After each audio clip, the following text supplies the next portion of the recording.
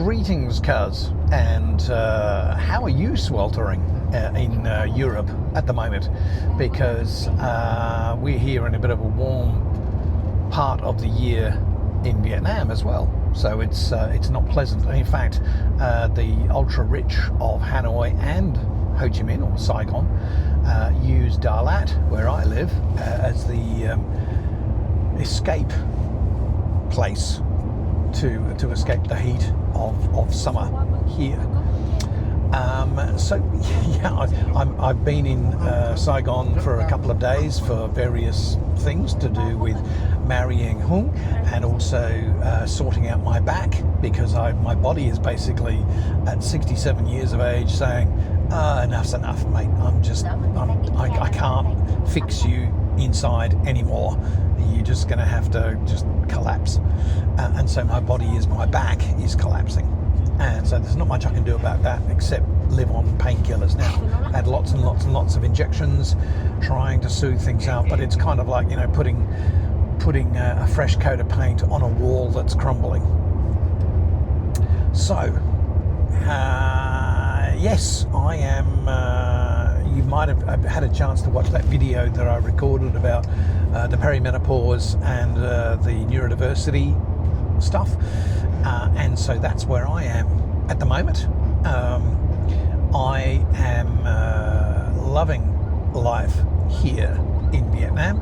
I'm not rich by any means. I'm comfortable here, and the Vietnamese economy, unlike Australian economy and certainly unlike the British economy, is doing extremely well. So this is a bit of a tiger economy at the moment, and certainly the next 5-6 years look like the economic outlook looks really healthy. The Vietnamese government is doing a lot of good things, doing a lot of things right. The bureaucracy here is still mind-numbingly awful.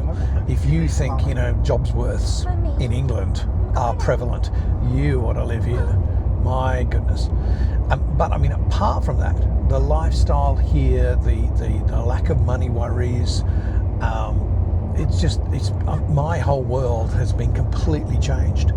And also, I think a part of that, and part of the reason that I'm here, is because I couldn't afford to live in Australia anymore, and so moved to a country that I could afford to live in, Vietnam, and a part of the country where I could actually live rather than survive because of the heat. I mean, Saigon's heat, even though plenty of work for me in Saigon, good money in Saigon, the heat and the humidity would just kill me, seriously.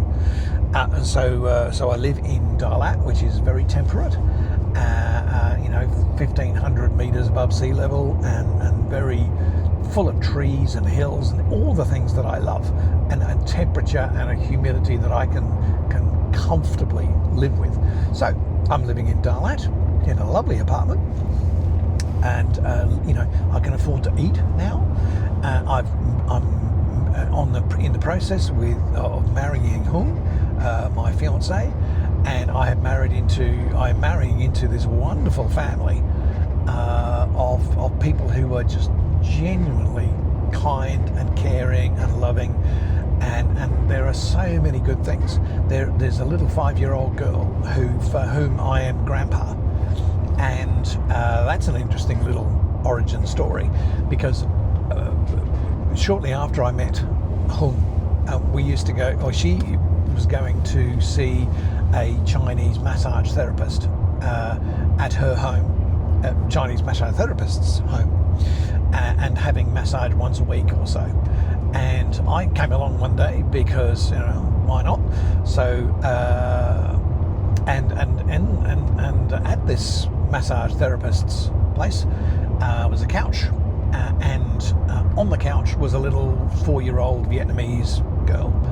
And after about 2 minutes of me being there and her looking, going, oh, that's strange, that man's not one of mine, he's not Vietnamese, I wonder what he is. She came and she just called me Grandpa, and she held out her colouring book or her drawing book and a pen. She said, draw me something. and her English is very good because they teach English at kindergarten. So Sarah and I started drawing in that book together, and we became Grandpa. I became Grandpa instantly. Grandpa, see, do this. Grandpa, do that. Grandpa, do.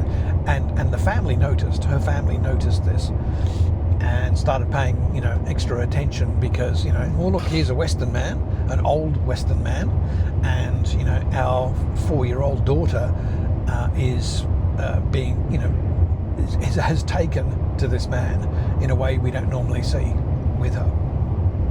And so Sarah and I became this like love fest. Is instant bonding between the two of us. And one day, her family were having dinner at my place, in my apartment, with Hung and I. And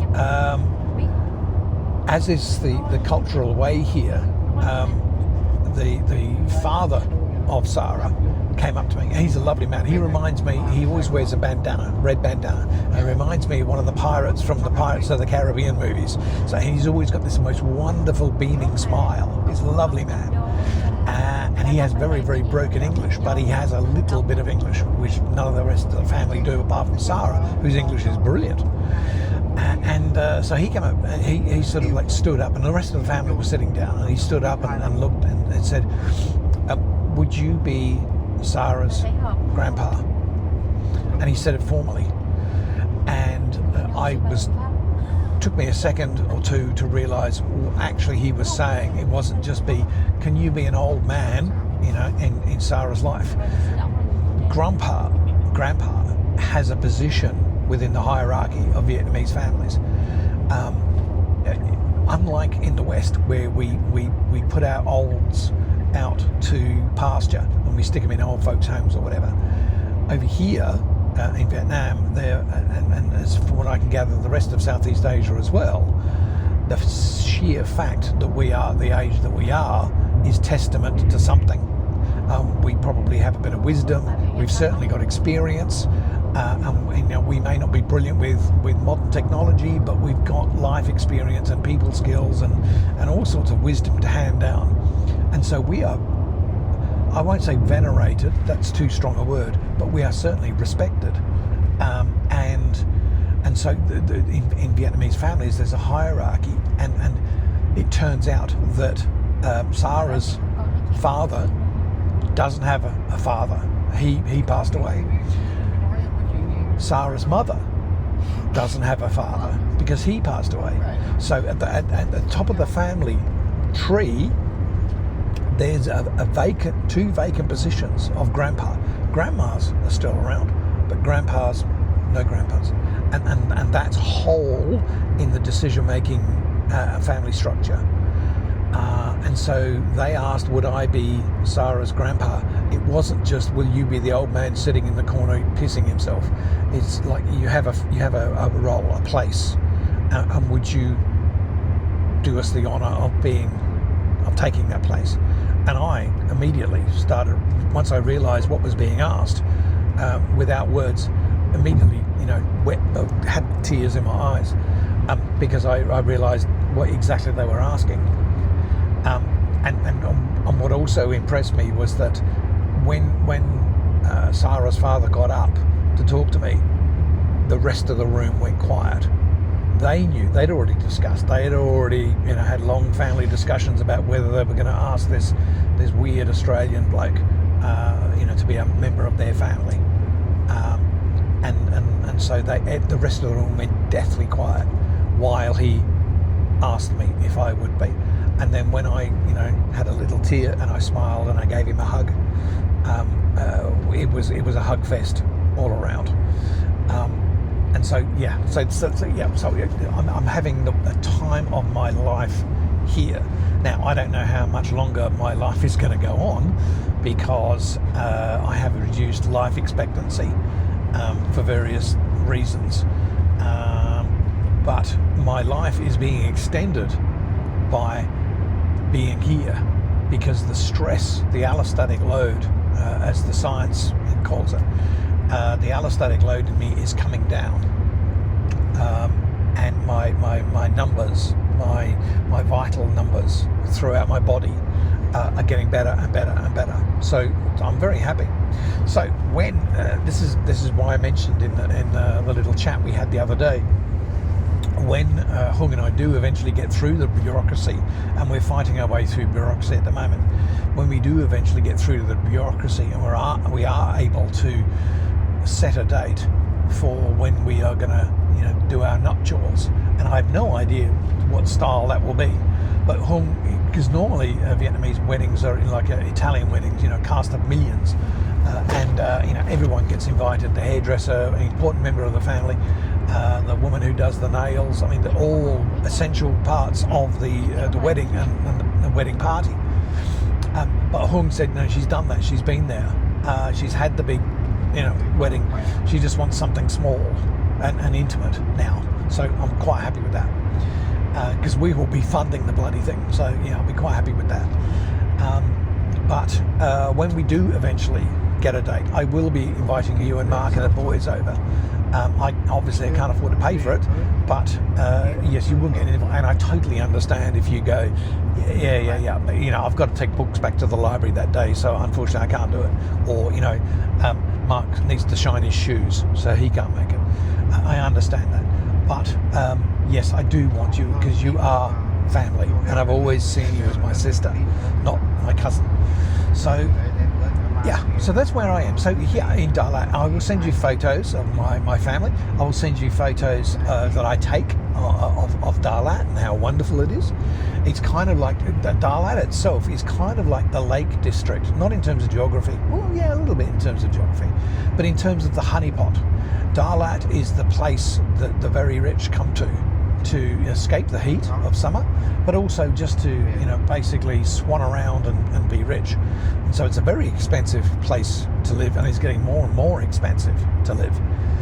And it is just wonderful, and I love it here. So I'll send you photos. If you go to my website, leehopkinsphotography.com, there's a daily photo that goes up every day that I've taken here in Vietnam, and you can see what me as a landscape photographer is picking about the photographs here. And one interesting thing about my photography is that for decades I had taken moody, melancholic, monochrome landscape photos, devoid of people, devoid of anything that might resemble life, human life. Now, and they were always black and white. Now I take colour photos as well as black and white, and I take it of people, and I take it of exciting. I take mostly landscape still, because that's my love. But there's colour in there now, and there's people in there now, people that I care about and I'm close to, and so I'm a new man, completely different. And it's all started for two reasons. One, I couldn't afford to live in Australia anymore. I was just broke. I was some days I couldn't afford to eat. It was that bad. And so I looked around for a place where I could afford to eat. And now I can have a coffee whenever I want. I live in a lovely apartment that I rent, and the view from my apartment is stunning. And I can go to lunch and go to dinner with friends whenever I want, and I don't have money stress anymore. And that's for anyone in the Western world, not having money stress is just like incredibly freeing. So my brain has been freed up because I'm no longer all this stress. So I've been writing tons and tons and tons of books, getting all this stuff out. I've been doing music again, all this sort of creative stuff coming out. So I'm just having the most wonderful life here, and I'd love for you to come over and see it, and let me show you some of the wonderful parts here.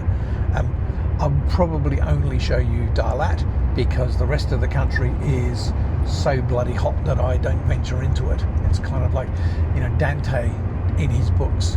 Dante never talked about Saigon or Hanoi because no one would believe it was the 10th circle of hell. But yes, they are. They're so bloody hot and horrible. But Dalat, perfect. Anyway, hope you all are well. Give my love to everyone, and we must start videoing again. Time zones are a bastard, but yeah, it'd be lovely to start videoing again and just, you know, having those chats. Anyway, all right, love you dearly. See you later. Bye bye.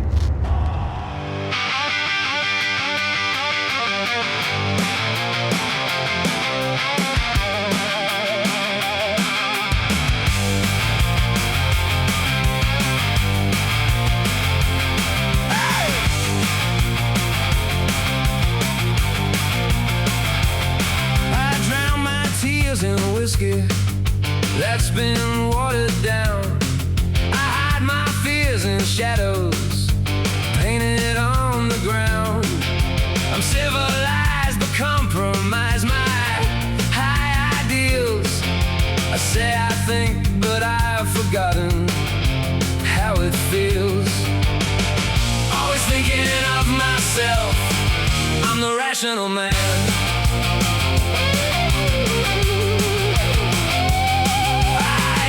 Trade and communicate my twisted schemes.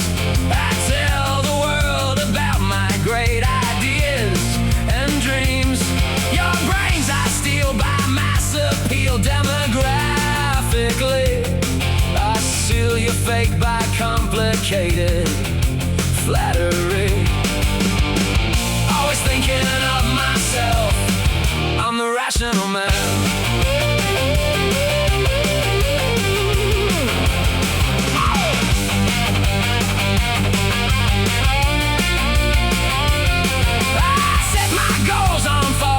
Yours to dominate. You could start a revolt, but that's the chance I take. I'll plot and scheme my master dreaming till it's time to overthrow your overlords and take what's mine. Always thinking of myself, I'm the rational man. Always thinking of myself, I'm the rational man.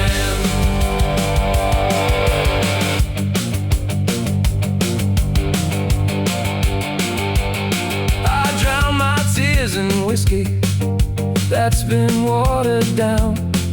I hide my fears in shadows painted on the ground.